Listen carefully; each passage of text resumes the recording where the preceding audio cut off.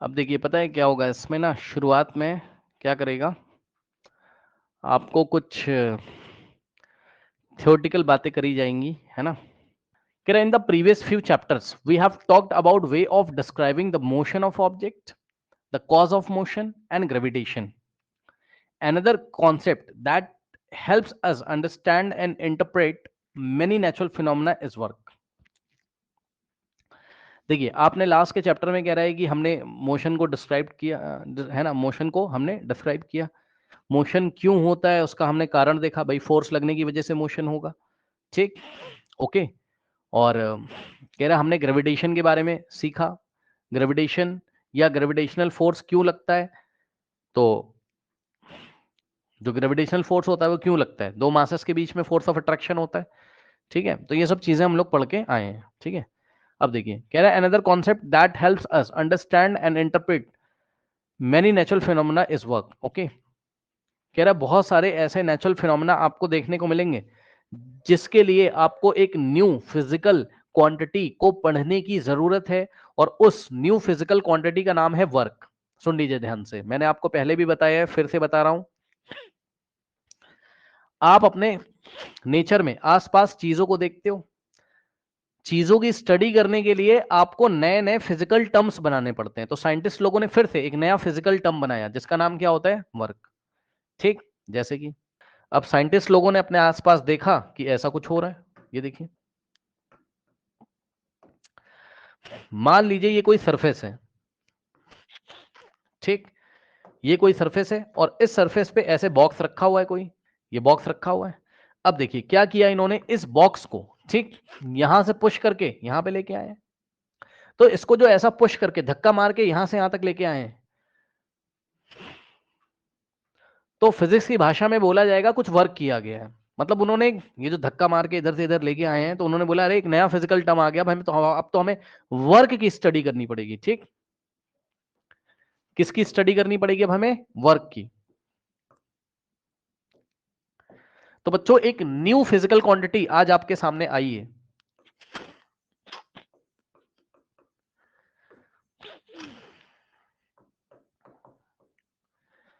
एक new physical quantity आज आपके सामने आई है, और इस न्यू फिजिकल क्वांटिटी का नाम है वर्क।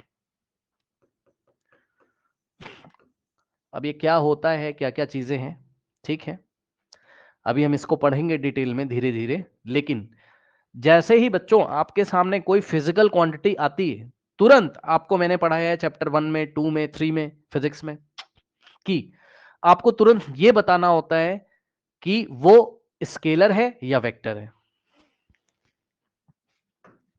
अब जिन लोग को नहीं पता है ध्यान से सुन लो भाई, scalar physical quantity, P Q का मतलब फिजिकल क्वांटिटी, ठीक।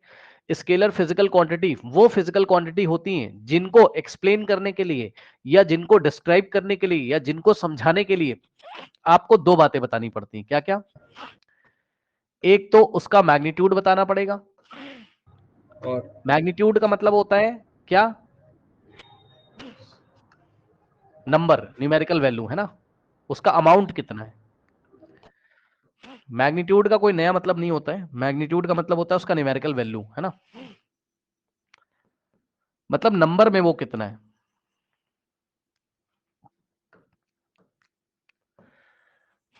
न्यूमेरिकल वैल्यू, ठीक, न्यूमेरिकल वैल्यू, ठीक। मैग्नीट्यूड वाइज आपको क्या बताना पड़ेगा, मतलब उसका न्यूमेरिकल वैल्यू कितना है भाई, बात समझ रहे ना। टू, जैसे फोर्स नहीं बताया था आपने, फोर्स 2 न्यूटन है कि 5 न्यूटन है कि 10 न्यूटन है, वैसे ही तो वर्क आपको बताना पड़ेगा 2 है, 3 यूनिट है या 4 यूनिट है, कितना है ना। और दूसरा आपको बताना पड़ेगा इसकी डायरेक्शन, ठीक। सुनो, तो ऐसी फिजिकल क्वांटिटी,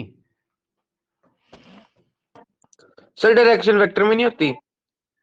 ऐसी वेक्टर। फिजिकल क्वांटिटी, ठीक, यस सर यस। जिनको डिस्क्राइब करने के लिए मैग्नीट्यूड की जरूरत भी होती है और प्लस डायरेक्शन की जरूरत भी होती है, उनको हम क्या बोलते हैं, वेक्टर क्वांटिटी। बहुत सारी वेक्टर क्वांटिटी आपने पढ़ी है, जैसे कि फोर्स होता था आपका, एक्सक्लेशन होता था, वेलोसिटी होती थी आपकी, ठीक, वगैरह वगैरह, डिस्प्लेसमेंट होता था आपका। और स्केलर क्वांटिटी कौन सी होंगी,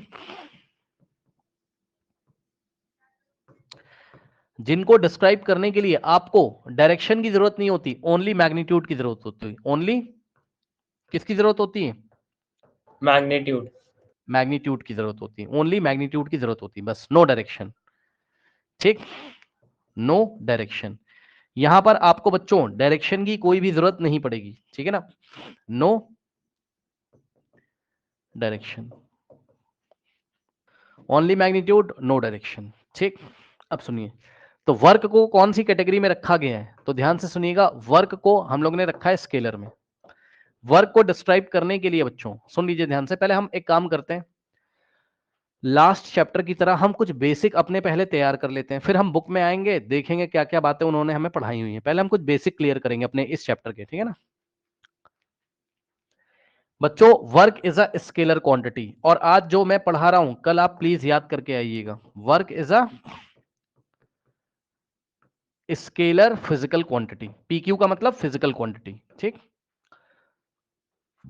तो बच्चों वर्क कैसी क्वांटिटी है, तो जवाब है वर्क एक स्केलर क्वांटिटी है। वर्क कैसी क्वांटिटी, वर्क एक स्केलर क्वांटिटी है। ठीक, यानी कि वर्क को डिस्क्राइब करने के लिए आपको ओनली मैग्नीट्यूड की जरूरत होती है, डायरेक्शन की जरूरत नहीं होती है। अब सुनो ध्यान से बच्चों, एसआई का मतलब क्या होता है, international system of unit. SI का मतलब क्या होता है, इंटरनेशनल सिस्टम्स ऑफ यूनिट, मतलब इंटरनेशनल लेवल पर साइंटिस्ट लोगों ने आपस में बातचीत करी और उन्होंने वर्क का जो एसआई यूनिट रखा है, यानी कि वर्क का जो यूनिट होगा वो जूल्स होगा। क्या होगा, जूल्स। जूल्स जूल्स तो एसआई यूनिट ऑफ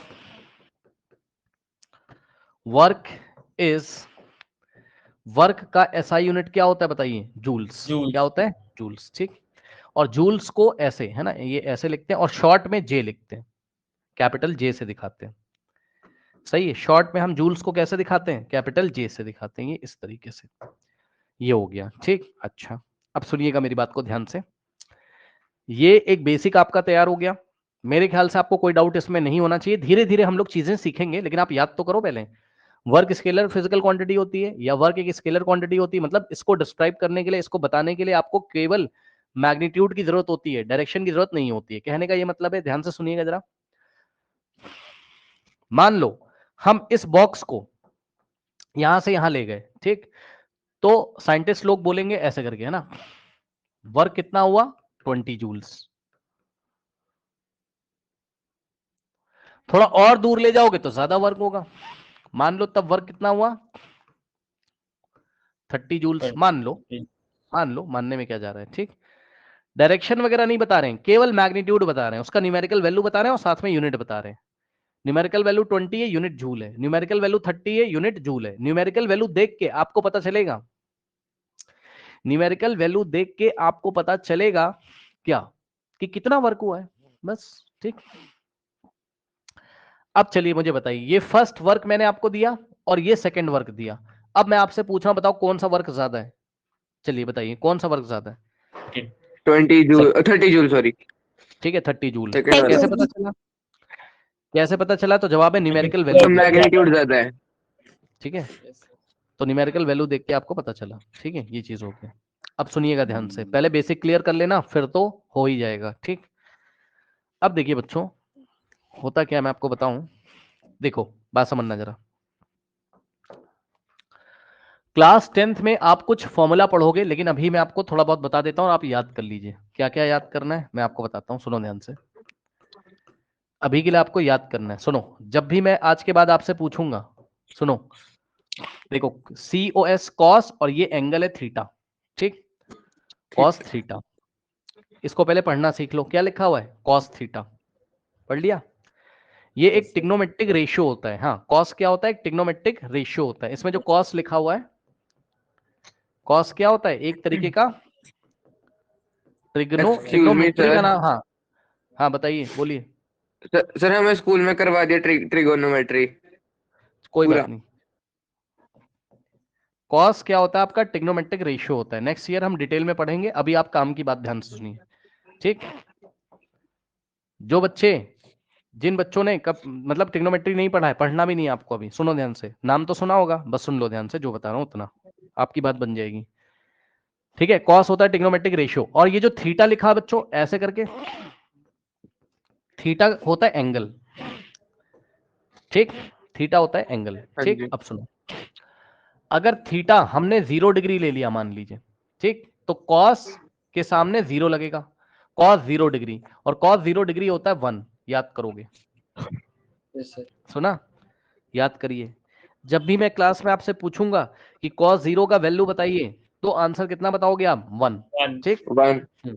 चलो मैं एक क्वेश्चन देता हूं आपको, ठीक, सर छोटा सा क्वेश्चन है। हमने टेबल भी बना लिया इसका।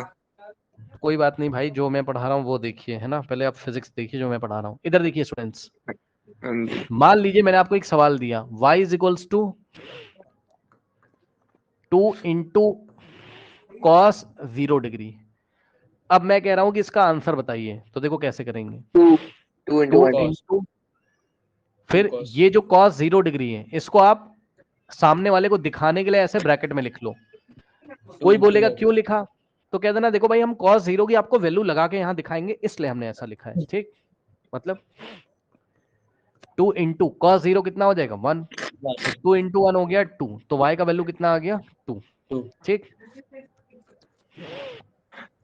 ये पहला वैल्यू आपने याद किया। अब दूसरा वैल्यू ध्यान से सुनिए, क्या याद करना है आपको, भूल मत जाना, कल याद करके तभी आइएगा क्लास में, पहले बता रहा हूं मैं आपको, कल परसों नरसों हर दिन आपको याद होना चाहिए। कॉस 90 डिग्री कितना होता है? 0 0। होता है। सुना? क्वेश्चन देखिए, क्वेश्चन मैंने आपको दिया y is equals to 2 into cos 90 degree. मैंने कहा सॉल्व करो, तो आपने कहा 2 इंटू, और इसको ब्रैकेट में लिखोगे पहले, कॉस 90 डिग्री, और कॉस 90 डिग्री का वैल्यू मैंने आपको बता दिया है, तो 2 इंटू कॉस 90 जगह 0, और 2 इंटू 0 0 आ गया आंसर, ठीक। तीसरा जो आपको याद करके आना है ना, वो आपको याद करके आना है कॉस 180 डिग्री, और कॉस 180 डिग्री बच्चों होता है कितना? -1, ठीक। अब मैं आपको एक क्वेश्चन देता हूं, y is equals to 3 into cos 180 degree, ठीक। अब 3 इंटू, और इसको आप ब्रैकेट में लिखोगे इस तरीके से, कॉस 180 डिग्री, सही है, और यहां से 3 इंटू कॉस 180 कितना होता है आपका?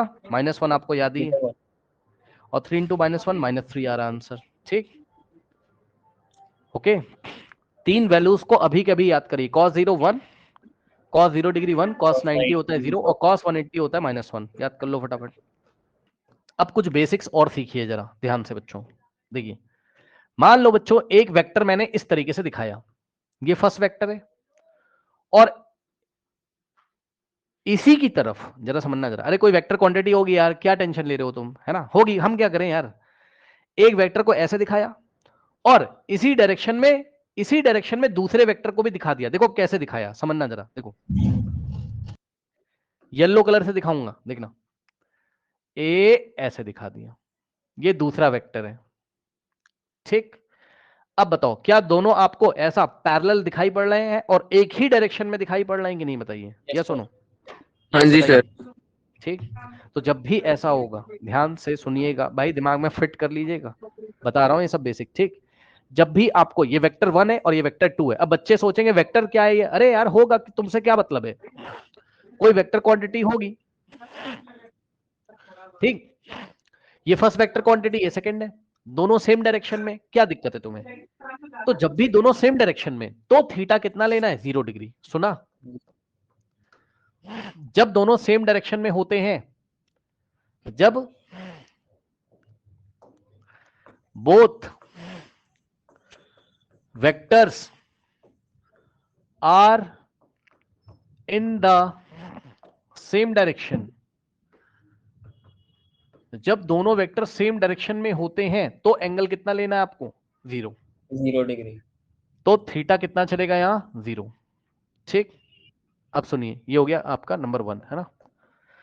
अब ऐसा क्यों होता है थोड़ा सा देख लो, बस देखने वाली क्या ही बात है ना, देख लो,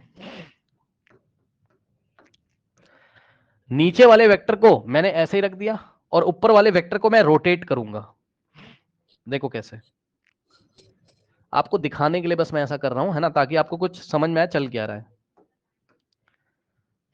ये देखो, ये वेक्टर पकड़ा व्हाइट वाला, इसको अगर ऐसे गिरा रहे हैं तो यहाँ पे इन दोनों के बीच में एंगल कम हो रहा है कि नहीं हो रहा है, बताओ। ये देखो अब एंगल कितना है, 90 लगभग।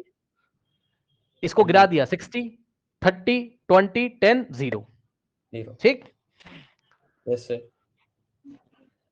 सही है। तो बस यही तो है, दोनों सेम डायरेक्शन। अब इसको पैरेलली शिफ्ट कर दो, मतलब अब बन तो पाएगा नहीं यार, इस अगर हो जाए तो बड़ी अच्छी बात है। इसको ऐसे खिसका दो, अब देखा, बस पकड़ के ऐसे शिफ्ट कर दिया बस।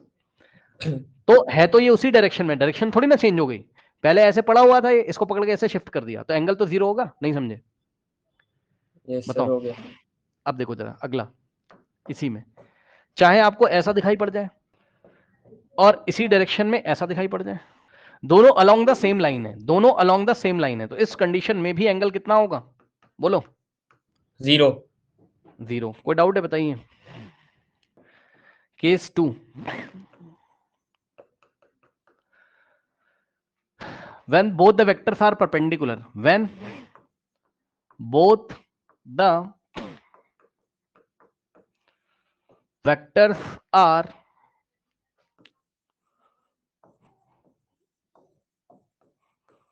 परपेंडिकुलर, मतलब बहुत आसान है, कुछ नहीं करना।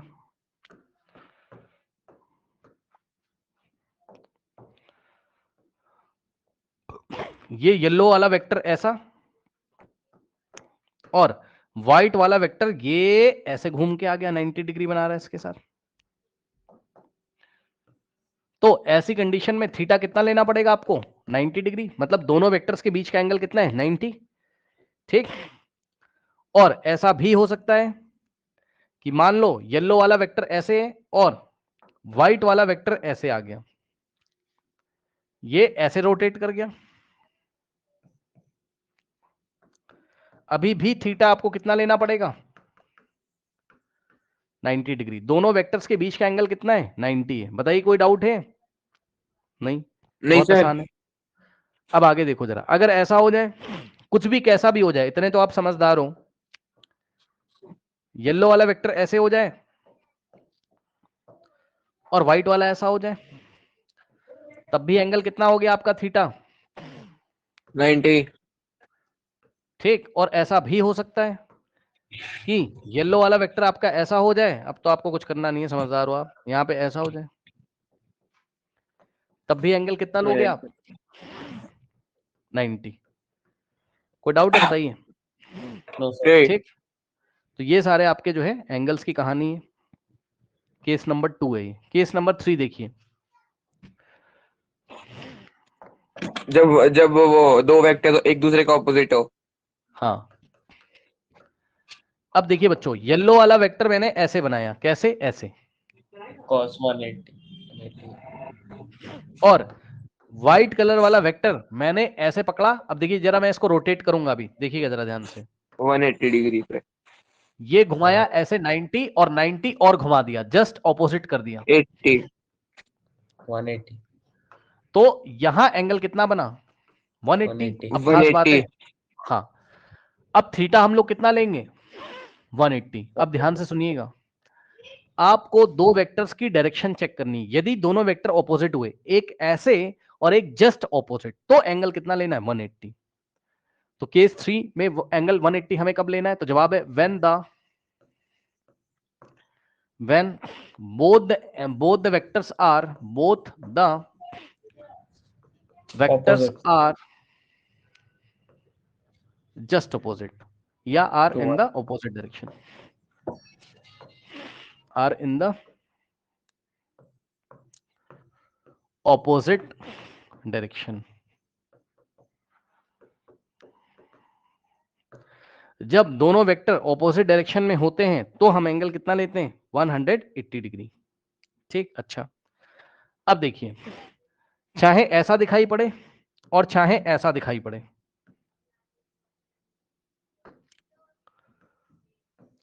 ये येलो वाला है और व्हाइट वाले को शिफ्ट कर दो,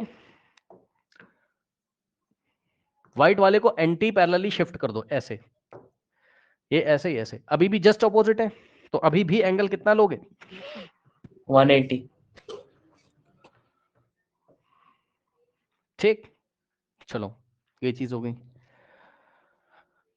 अब सुनिए मेरी बात को ध्यान से, ये बात आपने सीख ली। अब सुनिए, मैंने अभी अभी आपको 3 वैल्यूज तो याद करवा ही दी हैं। cos 0 डिग्री कितना होता है 1, cos 90 डिग्री कितना होता है 0, और cos 180 डिग्री कितना होता है -1।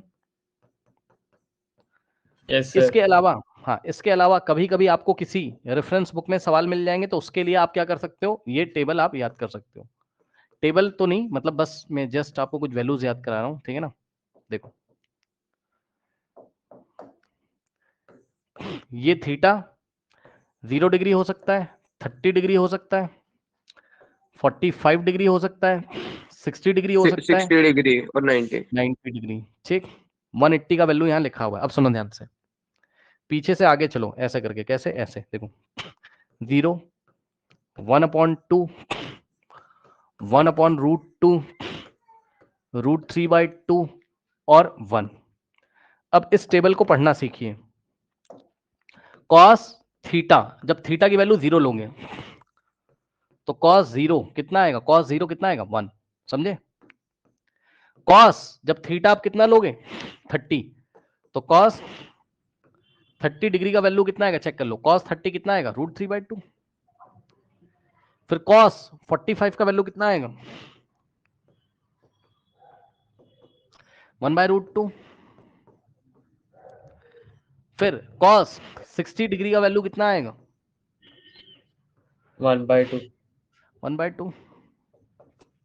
फिर cos 90 डिग्री का वैल्यू कितना आएगा 0। फिर एक तो मैंने आपको अलग से याद कराया, उसको भी याद कर लो अलग से, cos 180 कितना आएगा आपका -1। ठीक है। अच्छा, क्वेश्चन एग्जाम में किसके किसके ऊपर आता है वो मैं आपको बता दूं, क्वेश्चन केवल इसके ऊपर आता है बस, फिर भी मैं आपको सबके सवाल करा दूंगा। अब आपको पढ़ना है फॉर्मूला ऑफ वर्क, ये सब हम लोग बेसिक पहले क्लियर कर रहे हैं, अभी हम चैप्टर में चलेंगे, परेशान ना हो। देखो, अब कुछ लोग परेशान हो जाएंगे, परेशान नहीं होना है, मेरी बात को ध्यान से सुनना है, परेशान नहीं होना है, मेरी बात को ध्यान से सुनिएगा। बताऊंगा मैं सारा, लेकिन याद उतना ही करना है जितना मैं आपको बोलूंगा, है ना, ज्यादा दिमाग मत लगाइएगा। देखिए बच्चों, देखो जरा पहले समझ लेना भाई ध्यान से ना। देखो, पता है वर्क का जो फॉर्मूला होता है, अच्छा एक बात सब लोग को पता है, फोर्स को आप कैसे दिखाते थे, लेटर एफ से। मैंने ठीक बोला कि गलत, जल्दी बताओ, बोलो ठीक। और यस सर, हाँ जी। डिस्प्लेसमेंट को, हाँ, और एक बात बताना, फोर्स वेक्टर था कि नहीं था, जल्दी बताओ, फोर्स वेक्टर था नहीं कि नहीं था, नहीं था। था। अरे हाँ, फोर्स वेक्टर है भाई, फोर्स वाला चैप्टर पढ़िए प्लीज जाके, फोर्स एक वेक्टर क्वांटिटी है। Yes, sir. ठीक, सर वो ड्यू इज फोर्स जब आप लगाते हो तो आप मैग्नीट्यूड भी बताते हो, 2 न्यूटन, 3 न्यूटन, 4 न्यूटन, और डायरेक्शन भी तो बताते हो, कौन सी डायरेक्शन में लगाया। ठीक, ओके। तो फोर्स को लिखते टाइम हम क्या करते हैं, हम ऐसे करके एक वेक्टर लगा देते हैं, ये वेक्टर का निशान है। एफ के ऊपर जो एरो लगा है वो किसका निशान है, ये किसका सिंबल है, वेक्टर का। ठीक, और सुनो बच्चों, डिस्प्लेसमेंट जब आपको पढ़ाया गया था चैप्टर नंबर 1 में, तो उन्होंने डिस्प्लेसमेंट को एस से लिखा था। एस। अब बताओ, एस डिस्प्लेसमेंट एक स्केलर क्वांटिटी की वेक्टर क्वांटिटी है, बताइए। वेक्टर। वेक्टर है, ये मोशन चैप्टर में पढ़ा है। और अगर आप लोगों ने नहीं पढ़ा है तो आप टाइम निकाल के रात भर जागिए चाहे जैसे, लेकिन आप सारे चैप्टर कंप्लीट करिए पीछे से। ठीक, डिस्प्लेसमेंट को, फोर्स भी वेक्टर है, डिस्प्लेसमेंट भी वेक्टर है, तो इसलिए डिस्प्लेसमेंट को हम ऐसे लिखेंगे, एरो क्या बता रहा है कि वेक्टर है। ठीक, अब सुनना ध्यान से, पहले सुन लेना ध्यान से बच्चों। देखो, वर्क का फॉर्मूला क्या होता है, ध्यान सुनना, वर्क का फॉर्मूला होता है vector F dot vector S. सुना, सुन लो ध्यान से, वर्क का फॉर्मूला क्या होता है बताओ, इसको पढ़ो पढ़ो पढ़ो पढ़ो, क्या F लिखा into है। S। जी नहीं, आपने सुना नहीं मेरी बात को ध्यान से, मैंने बोला है vector F dot vector S, ये वो वाला मल्टीप्लाई नहीं है डॉट जो तुम 9th क्लास में पढ़ते हो, ये वेक्टर का डॉट प्रोडक्ट है। क्या बोला मैंने, ध्यान सुनिएगा, मैंने बोला वर्क क्या है, वेक्टर प्रोडक्ट ऑफ, ध्यान सुनिएगा, vector product of force and displacement. सुन लेना ध्यान से, अभी अभी कंक्लूजन कर देंगे ना, परेशान मत हो, अभी सारा तुम्हें अपने आप आ जाएगा। रुक जाओ, ध्यान सुनो, ध्यान सुनो। देखो ये वाला जो डॉट है, ये डॉट प्रोडक्ट का डॉट है। क्या सर? ये डॉट प्रोडक्ट का डॉट है। मतलब देखिए बच्चों, दो वेक्टर को दो तरीके से मल्टीप्लाई किया जाता है, एक क्रॉस प्रोडक्ट करके और एक डॉट प्रोडक्ट करके। सुनो सुनो सुनो, तुम 8th क्लास में जब थे या 9th क्लास में जब हो तुम, ठीक है, तुम 9th क्लास में हो या तुम 10th क्लास में हो या तुम 8th क्लास में हो, तो तुम कौन सा मल्टीप्लाई पढ़ते हो बताओ? तुम तो ये वाला पढ़ते हो ना, क्रॉस वाला। नहीं नहीं, एक मिनट रुक तो जाओ यार। तुम नंबर्स का मल्टीप्लाई पढ़ते हो कि नहीं बताओ? तुम 2 इंटू 3 6 बोलते थे, बोलो Yes, हाँ।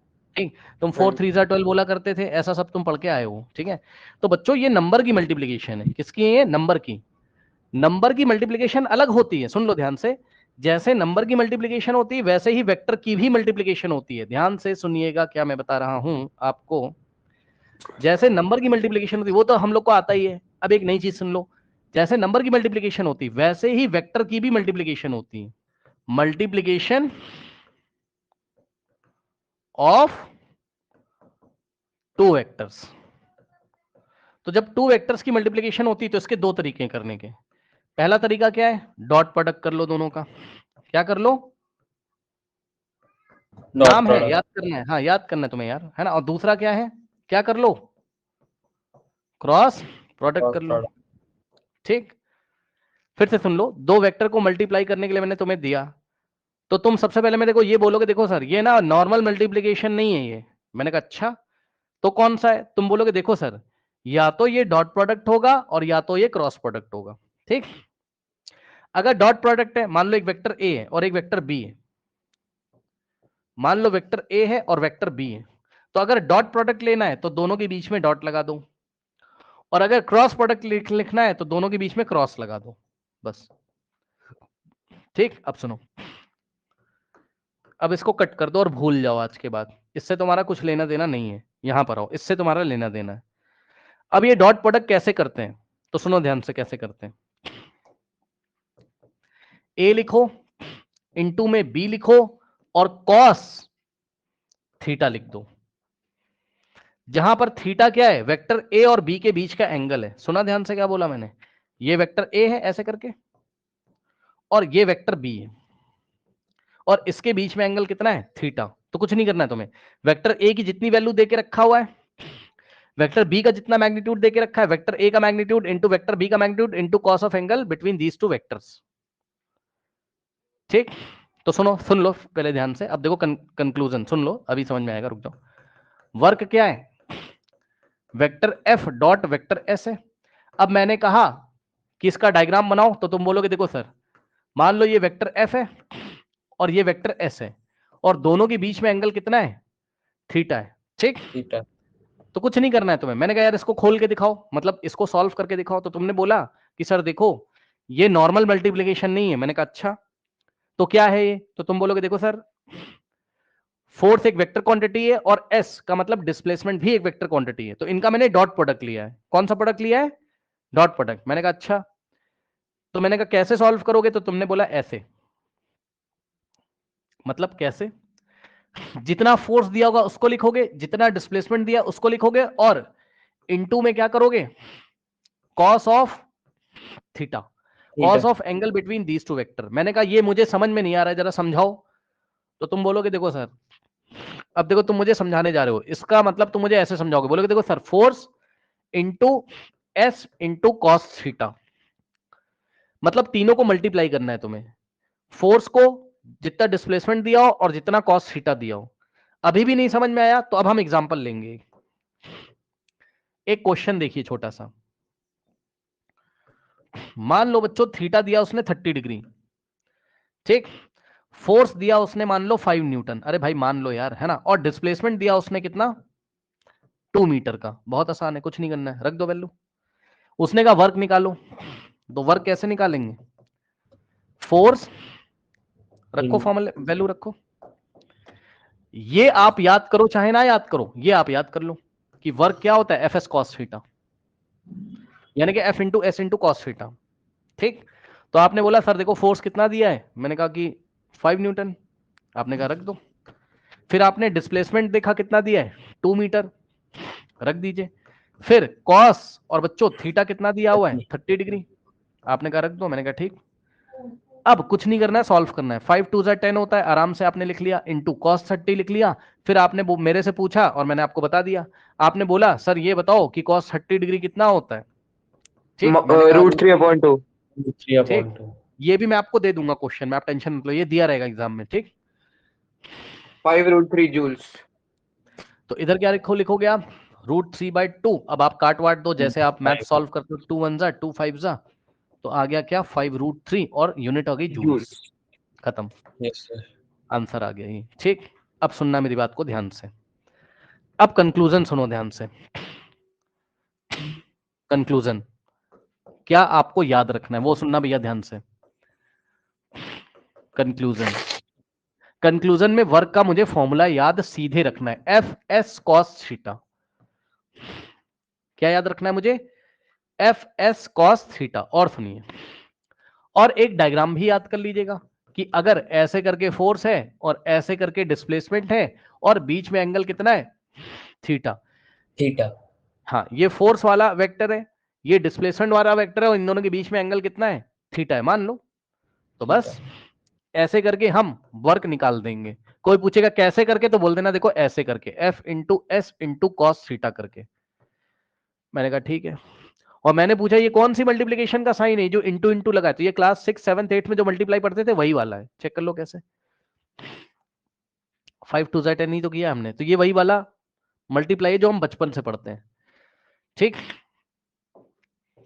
ये डॉट नया डॉट था, जो डॉट प्रोडक्ट का डॉट है, इसको हटाने से कॉस थीटा आया है। अब वो कैसे आता है वो सब छोड़ो, प्रोजेक्शन से आता है, हम 11th क्लास में करेंगे। अभी आपको क्या करना है उस पर फोकस करो, सिलेबस से बाहर नहीं जाओ।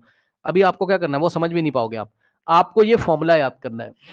क्या ये याद हो गया कि नहीं याद हो गया, मुझे जल्दी से बता दीजिए, हो बताइए। गया सर। हो गया। एक्सक्यूज अब मी आप सर। क्लास, हाँ बताइए, बोलिए। सर स्कूल में मैं फॉर्मूला F/S कराया है आप सिर्फ। आपने मेरी पूरी बात ही नहीं ध्यान से सुनोगे तो फिर, है ना, वेट करोगे। हाँ जी। आपको जो दिमाग में पहले आएगा ना, उससे पहले ही मुझे पता है कि तुम क्या पूछोगे। रुक जाओ, अपने आप यही बात आने जा रही थी। ठीक, नेक्स्ट टॉपिक में। अब सुनो ध्यान से, ये है तुम्हारा रियल फॉर्मूला, यही बात मैं बताने जा रहा था। आप नहीं पूछते तब भी मैं आपको बताता, परेशान ना हो। ठीक, ये देखिए, ये रियल फॉर्मूला वर्क का, ये एप्लीकेबल हर जगह होता है। अब हम लोग तो 9th क्लास में, अब भाई एक बात बताओ, 9th क्लास में तुमने क्या पढ़ा हुआ है बताओ, जरा ध्यान देना जरा।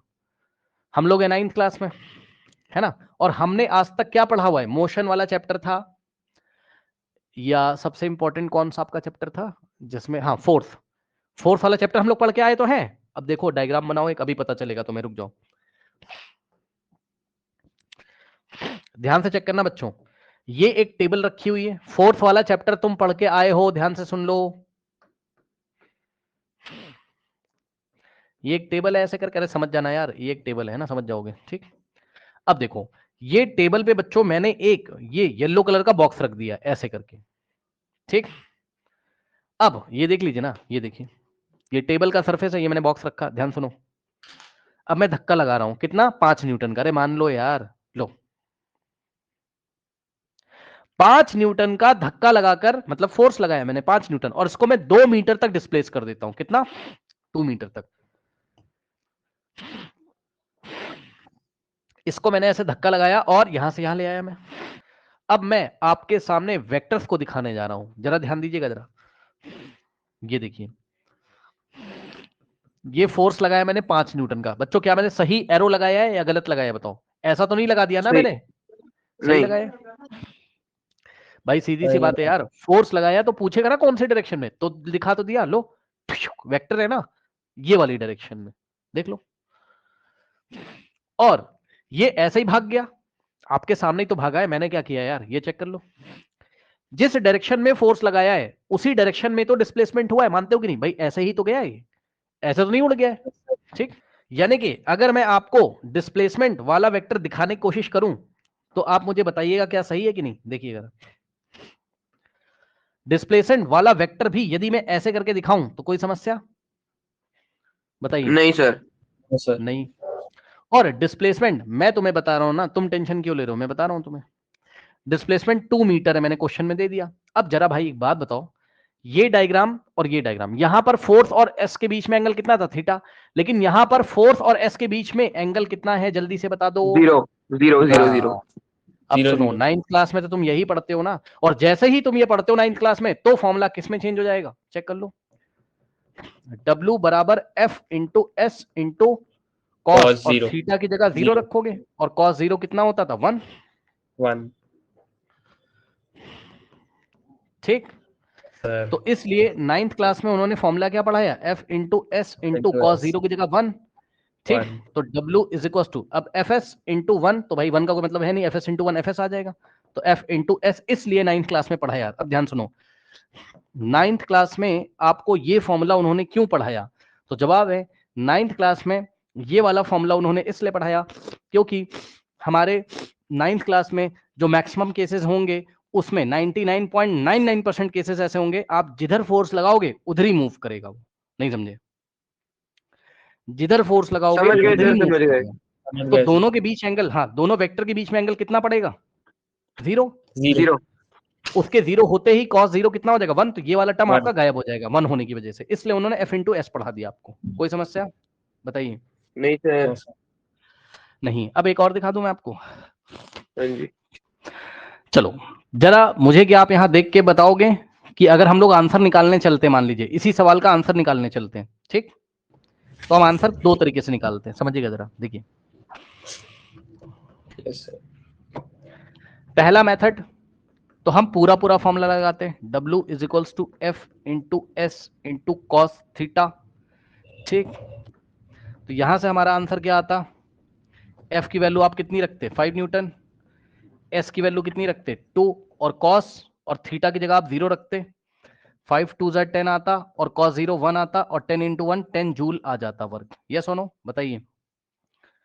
आ यस जाता। सर और नाइन्थ क्लास के टीचर्स के अकॉर्डिंग हम लोग लगाते, तो हम सीधे फॉर्मूला लगा देते। एक टेबल पे ब्लॉक रखा है, 5 न्यूटन का फोर्स लगा, और उसी डायरेक्शन में वो डिस्प्लेस हो गया।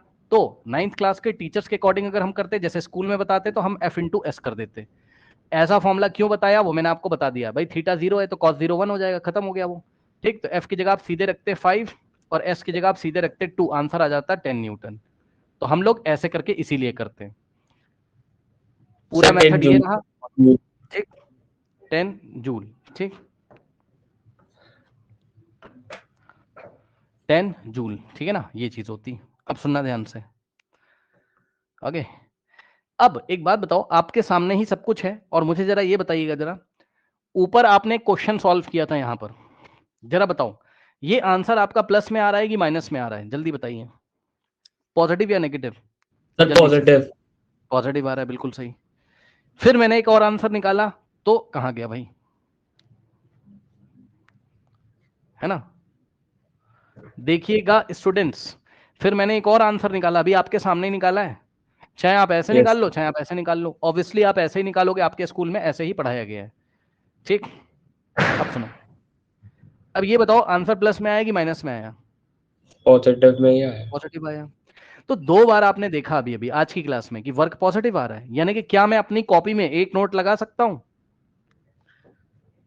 ध्यान से सुनिएगा, क्या मैं अपनी कॉपी में एक नोट लगा सकता हूं क्या? कि work can work, not be नहीं अरे अरे अरे अरे, ऐसा तो नहीं बोला भाई मैंने, ऐसा तो नहीं बोला। मैंने बस इतना बोला है, वर्क में बी पॉजिटिव, यानी कि वर्क डन कैसा आ सकता है? पॉजिटिव आ सकता है। यस सर, वर्क डन में बी पॉजिटिव। ट्रू और फॉल्स? ट्रू। ट्रू अब देखिए बच्चों, एक चीज मैं आपको और दिखाना चाहता हूं, थोड़ा ध्यान से देखिएगा और आपको मजा आएगा इसमें। ग्रेविटेशन वाला चैप्टर पढ़े हो कि नहीं पढ़े हो, जल्दी बताओ। पढ़े हो ना? पढ़े हैं सर, पढ़े हैं, पढ़े हैं। यस सर यस सर ठीक। और पढ़ा है तो अच्छी बात है, पढ़ना भी चाहिए आपको। ध्यान सुनो इधर।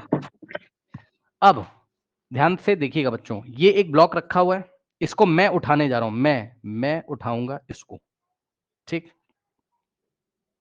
उठाए, चलो देखना।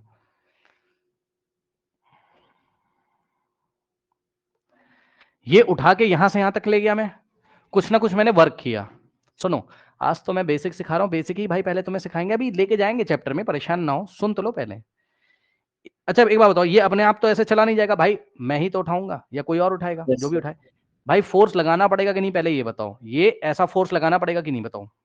Yes, sir. हाँ जी लगाना सर, हाँ जी पड़ेगा। Sir.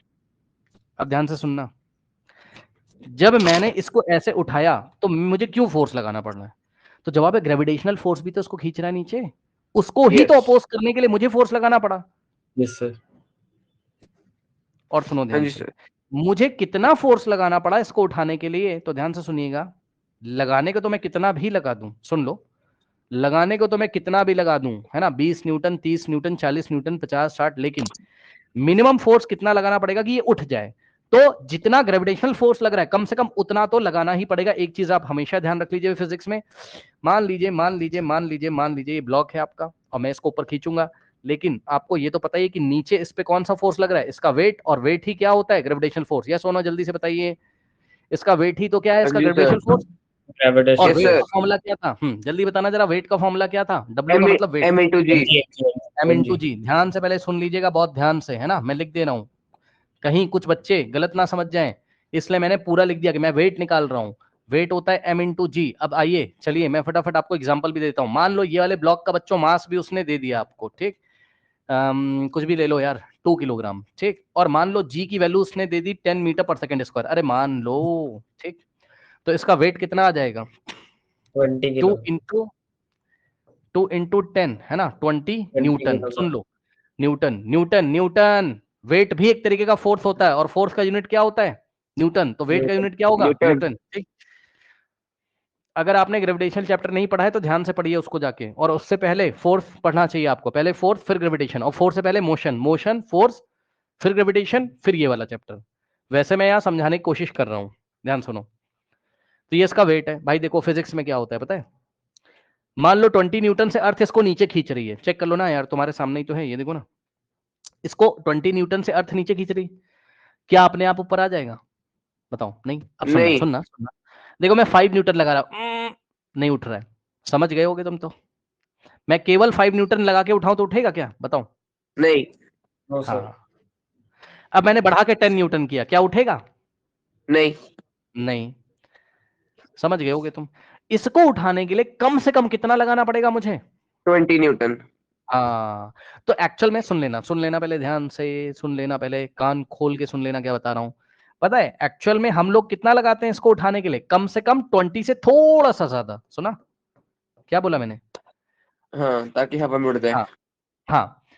This is the force by external agent, और वो एक्सटर्नल एजेंट कौन है? मैं। This is the force by external agent, external agent कौन है? मैं हूं भैया, मैं उठा रहा हूं यार, तो मुझे बोलेगा फिजिक्स में, मुझे बोलेगा एक्सटर्नल एजेंट हूं मैं, बाहर से जिसने उठाया वो एक्सटर्नल एजेंट है। तो फोर्स बाय एक्सटर्नल एजेंट, सुन लो सुन लो सुन लो ध्यान से, सुन लो ध्यान से, इससे थोड़ा सा ज्यादा, यानी कि 20.00001 न्यूटन भी लगा दोगे चलेगा। अब सुनो, सुन लेना भाई ध्यान से, प्रैक्टिकली तो इतना लगाया जाता है इसको भाई। देखो तुम लगाने को तो यार कितना भी लगा दो ना भाई, 30, 40, 50, 60, 20 से ज्यादा कितना भी लगा दो, 1000 न्यूटन लगा दो तब भी उड़ जाएगा वो। मैंने कहा कम से कम कितना फोर्स लगाएं, तो तुमने बोला देखो सर 20 न्यूटन है, कम से कम 20 न्यूटन तो लगाओ ही। मैंने कहा अरे प्रैक्टिकली बताओ, प्रैक्टिकली कितना लगाएं? तो बोले देखो सर प्रैक्टिकली तो आप 20 से थोड़ा सा ज्यादा लगाओ, यानी कि 20.001 न्यूटन लगाओ, उठ जाएगा ये। मैंने कहा अच्छा ठीक है, बड़ी अच्छी बात है। अब मैंने तुमसे बोला यार कैलकुलेशन थोड़ा आसान करवा दो, तो तुमने बोला सर इतना चलता है फिजिक्स में, आप ये ना बोल के लगाया तो आपने इतना है प्रैक्टिकली, मतलब इन रियलिटी इतना लगाया है, लेकिन सर आप ना, सर आप 20 न्यूटन बोल दो चलेगा, समझे? असली में इतना लगाना है मिनिमम, लेकिन हम अपनी कैलकुलेशन को इजी करने के लिए ये अज्यूम कर लेते हैं कि जितना वेट लग रहा है उतना ही फोर्स लगाना है इसको उठाने के लिए। आया कि नहीं आया, जल्दी से बताओ। आ गया आया? सर। तो अब नेक्स्ट पेज पे, और इसी इसी सिचुएशन को फिर से देखना ध्यान से।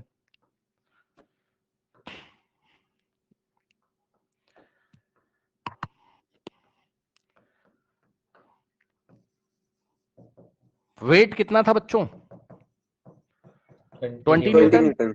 अब सुन लेना, एक्सटर्नल एजेंट को इसको उठाने के लिए कम से कम कितना लगाना पड़ेगा? 20 न्यूटन। 20 Newton. न्यूटन।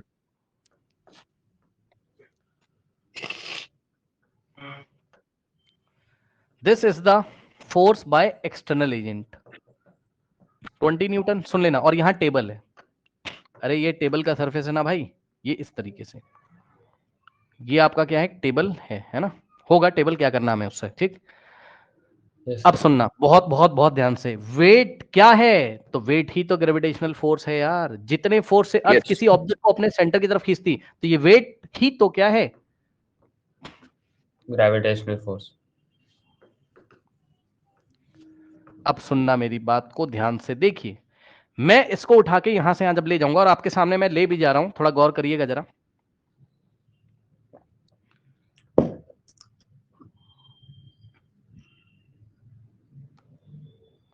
दो बार सोचना है आपको, सुन लो भैया ध्यान से, दो बार सोचोगे। पहली बार आप मेरे रिस्पेक्ट में जरा सोचिए, मेरे रिस्पेक्ट में, मैं एक्सटर्नल एजेंट हूं, मैंने इसको उठाया और यहां से यहां ले गया। मेरे बारे में सोचना पहले आप, पहले मेरे बारे में। भाई दो फोर्स लग रहे बॉडी पे, चेक कर लो क्या मैं सही हूं। एक तो एक्सटर्नल लग रहा है, एक ग्रेविटेशनल लग रहा है। तो मेरे वाले फोर्स के बारे में सोच के मुझे ये बताओ कि ये ऐसे ऊपर जा रहा है, तो फोर्स की डायरेक्शन ऐसे है कि नहीं है, बताओ जल्दी बताओ। Sir, हाँ है. जी। और जिधर फोर्स है उधर ही डिस्प्लेसमेंट है कि नहीं है, बताओ। है। Yes, sir. है। तो सुनना, अब ध्यान से सुन लेना, पहले ध्यान से सुन लेना। अगर मैंने यहां वर्क निकाला, सुन लो भाई ध्यान से, अगर मैंने तुमसे पूछा वर्क, तो तुम मेरे से पूछे सर ये बताओ सर, सर किसका वर्क चाहिए आपको। मैंने कहा किसका क्या होता है, तो आपने बोला देखो सर दो फोर्स लगे हुए हैं, एक तो एक्सटर्नल एजेंट ने लगाया है और एक ग्रेविटेशनल फोर्स ने लगाया है। सर कौन सा वाला वर्क चाहिए आपको, work done by the external agent चाहिए या work done by the gravitational force चाहिए। सुना ध्यान से मैंने क्या पूछा आपसे, work done by the external agent आपको चाहिए या work done by the gravitational force आपको चाहिए। तो मैंने कहा मुझे चाहिए work done by the external agent. सुन लेना ध्यान से, तो आप बोलोगे सर एक काम करो सर, आप ये वाला फॉर्मूला लगा दो, F into S into cos zero. मैंने कहा ये क्या कर रहे हो, तो बोलोगे तुम सर देखो सर, आपका फोर्स भी इधर ही है और आपका डिस्प्लेसमेंट भी इधर ही है। मान लो इसको उठा के मैं 2 मीटर ऊपर ले जाता हूं, अब बताओ इधर ही फोर्स है इधर ही डिस्प्लेसमेंट है, तो थीटा कितना लेना पड़ेगा तुम्हें, 0। जीरो। ठीक है, हाँ। अब सॉल्व करोगे तुम, फोर्स कितना रखोगे 20, डिस्प्लेसमेंट कितना है 2, और cos 0 1, आंसर आ गया कितना 40 जूल्स। तो work done by the external agent कैसा आ रहा है बताओ, 40, जो कि पॉजिटिव है, चेक कर लो, जो कि क्या है पॉजिटिव है। फर्स्ट है। लेकिन यहीं पर दूसरा सवाल पूछ लिया मैंने तुमसे, क्या, वर्क डन बाय द, बोलो। Gravitational. हाँ, Gravitational. हाँ, ग्रेविटेशनल सुन फोर्स। लेना, सुन लेना पहले ध्यान से, कान खोल के सुनिएगा, बहुत अच्छी तरीके से सुनिए। जैसे ही मैंने तुमसे बोला क्या कि work done by the gravitational force, तुम बोलोगे अच्छा सर अब तो मैं कौन से फोर्स वेक्टर को देखूंगा, इसको या इसको, बताओ एक्सटर्नल एजेंट वाले फोर्स को देखोगे या Gravitational. ग्रेविटेशनल फोर्स को देखो, किसको ग्रेविटेशनल देखोगे फोर्स जल्दी वाले। बताओ। हाँ, तो आप ये वाले वेक्टर को देखोगे, समझ लेना जरा ध्यान से। तो आप बोलोगे देखो सर, सर फोर्स लगा है 20 न्यूटन का। मैंने कहा अरे ये कौन सा फोर्स है, आप बोलोगे सर वेट वाला, ग्रेविटेशनल फोर्स वाला, ऐसे लगा है सर। मैंने कहा अच्छा, तो इस बार फोर्स ऐसे, इस पे ध्यान मत देना, इस बार ये वाले वेक्टर पे फोर्स ऐसा, लेकिन डिस्प्लेसमेंट तो इसके अपोजिट है। मान अरे बॉडी तो ऊपर जा रही है, यस और नो, बताओ। हाँ जी सर। Yes, sir. हाँ Yes, sir. जरा बताइएगा जरा, ग्रेविटेशनल फोर्स नीचे पक्का आपके सामने ही भाई, वेट नीचे लग रहा है, लेकिन डिस्प्लेसमेंट तो ऊपर हो रहा है ना। Yes, sir. हाँ जी। तो बताओ थीटा कितना रखोगे इस बार, 180. 180। 180। हाँ दोनों अपोजिट है, यानी कि force into S into cos 180 रखोगे, वेट नीचे और डिस्प्लेसमेंट ऊपर, दोनों अपोजिट डायरेक्शन में, cos 180, और cos 180 तुम्हें याद कराया -1 होता है। f रख दो कितना है 20, -40. -40। s कितना है हाँ 2, और cos 180 -1, आंसर आया -40 जूल। -40 जूल। देखा आपने, अभी पीछे मैंने आपको क्या लिखवाया था बताओ, कि force, Work may be positive. हाँ तो फोर्स में भी नेगेटिव, फोर्स नेगेटिव भी हो सकता है। अगर आपका फोर्स और डिस्प्लेसमेंट का डायरेक्शन जस्ट ऑपोजिट हो गया, तो work done by the force negative हो जाएगा। सुना Okay. ध्यान से, हाँ जी सर। हाँ। तो दो बातें आपने सीखी आज, क्या कि वर्क मे बी पॉजिटिव, सुनना ध्यान से, नेगेटिव, और एक बात मैं आपको अभी पढ़ाया नहीं हूं, मैंने पढ़ाया नहीं, लेकिन मैं सुन लो ध्यान से, और मे बी जीरो। सुना? ये मैं पढ़ाऊंगा आपको, परेशान ना हो, ये जीरो वाली बात मैं आपको पढ़ाऊंगा, लेकिन आप पहले याद तो करो वर्क क्या क्या हो सकता है। पॉजिटिव भी हो सकता है, नेगेटिव और नेगेटिव भी हो पॉजिटिव। सकता है, और जीरो भी हो सकता है। ठीक, वर्क पॉजिटिव कब आता है? इसका एग्जांपल ये रहा, जब आपका जब same फोर्स और direction- डिस्प्लेसमेंट हाँ सेम डायरेक्शन में होता है, क्लास 9th के अकॉर्डिंग, तो वर्क कैसा आएगा? पॉजिटिव। और जब डिस्प्लेसमेंट और फोर्स ऑपोजिट डायरेक्शन में होता है तो वर्क आएगा नेगेटिव। ठीक, नेगेटिव। और वर्क जीरो का एग्जांपल देखिए, जीरो वर्क कब आता है? अब देखो, ये एक कुली है इस तरीके से, और ये कुली अपने सर पे इस तरीके से सामान पकड़ के ले जा रहा है। सर, ये ग्राउंड है, और कुली ने एक सूटकेस को इस तरीके से पकड़ा हुआ है। ठीक, ध्यान से सुनिएगा, क्या सूटकेस का वेट नीचे लग रहा होगा कि नहीं? मानते हो कि नहीं इस बात को? जल्दी बताओ। लग रहा होगा। मान लो उसका वेट है, लग अरे कुछ रहा भी होगा, मान लो लग रहा यार, होगा। हाँ मैं बता रहा हूं, मैं तुम्हें दे रहा हूं ना भाई, क्या परेशानी है, 50 न्यूटन का वेट है, मैं बता रहा हूं, टेंशन क्या है ना? ठीक, ओके, अब सुनो, लेकिन ये कुली इस तरीके से जा रहा है, समझ रहे हो ना आप बात को? ध्यान से सुनिएगा, ऐसे रखा है इसने, ऐसे चल रहा है। ठीक, ध्यान से वेक्टर्स को देखिएगा, वेट वाला वेक्टर कहां लगा है? नीचे,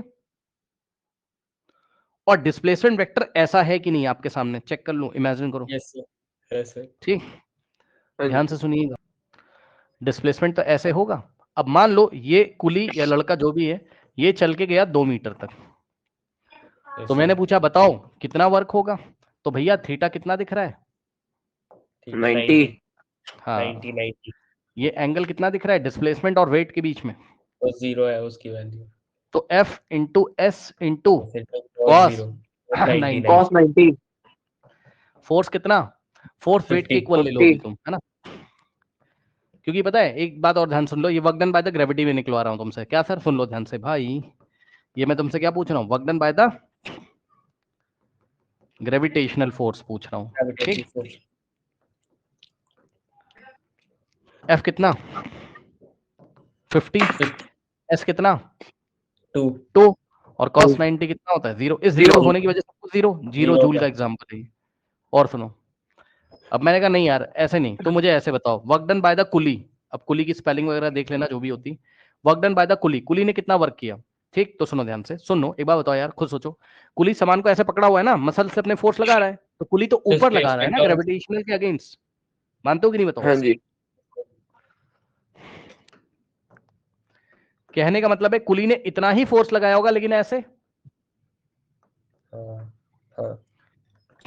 तो फोर्स कुली के द्वारा 90 लगा, सॉरी 20 न्यूटन, सॉरी 20 कह रहा हूं, वेट के इक्वली लगाया गया होगा। 50। ठीक, और एंगल अब ये वाला लोगे, पर एंगल तो 90 होगा ना भाई, वर्क 0 ही रहेगा। फिर से कितना आएगा? 0।